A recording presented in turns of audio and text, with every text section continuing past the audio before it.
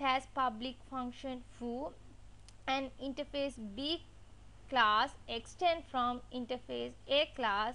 Interface B class has public function bez, and you can see C class implements B interface. Then this C class can use public function foo because B extend from A. Then this C class also can use public function bez because C implements B. Now, the class cannot implement two interfaces that share functions names since it would cause ambiguity. Interface can be extended like classes using the extend keywords.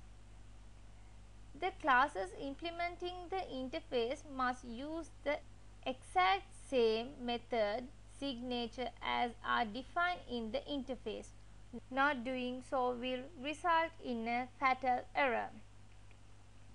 Keywords. In this section, we are going to discuss about two types of keywords. There are static keyword and final keyword. First, we look at static keyword. Declaring a class member or methods as static makes them accessible without needing an instantiation of the class. A member declared as static cannot be accessed with an instantiated class object. Look at this example. In here you can see class called foo. Within the class, static variable called myStatic. Before the variable name, have to write static keyword. The final keyword. PHP 5 introduced the final keyword, which prevents child classes from overriding a method by prefixing the definition with final. If the class itself is define final, then it cannot be extended. Following example result in falter error. Cannot override final method based class string. Following example result in fatal error. Cannot override final method base class. More testing. These cannot be declared final. Only classes and methods may be declared as final. Calling parent constructors. In this session, you will get a knowledge about how to calling a parent constructor. Instead of writing an entirely new constructor for the subclass, let's write it by calling the parent constructor explicitly and then doing whatever is necessary in additional for instantiation of the subclasses. In this example, we have a parent class. We have the parent class called name, which has two argument constructor, and the subclass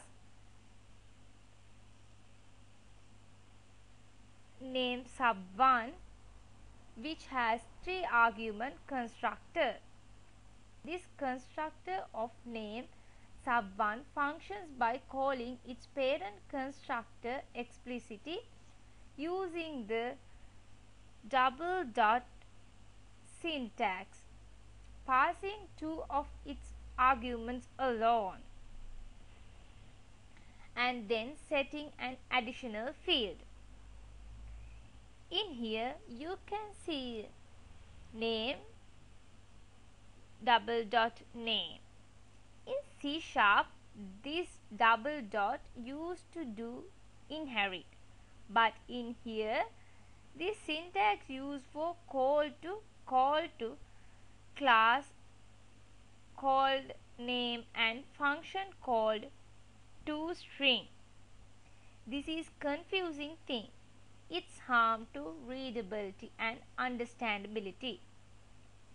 This is violates syntactic consistency principle. Similarly, name sub1 define its non-constructor toString function in terms of the parent function that is overrides. Note: a constructor can be defined with the same name as the name of a class. It is defined in above example. Polymorphism. Polymorphism is the last topic that we are going to discuss under this section. Polymorphism is defined as the ability of an object to determine which method to invoke for an object passed as argument in runtime. For example, if you have a class figure which defines a method draw and derived class cycle and rectangle where you override the method draw, you might have a function which expects an argument x and then call $x draw. If you have polymorphisms, the method draw called depends on the type of object you pass to the function. Polymorphism is very easy and natural in interpreted language as PHP. So PHP happily support polymorphism. You can see nice drawing function. It has one parameter. So when you this parameter called draw method. In here you can see two objects, circle object and rectangle object. Then this nice drawing object has passed one parameter $x. This obj means create circle object. Then this will be draw a circle. This one is object 2, that means rectangle object. Then this is draw rectangle. This is the end of PHP video. Hope you get a good knowledge about object oriented concept in PHP. Thank you very much.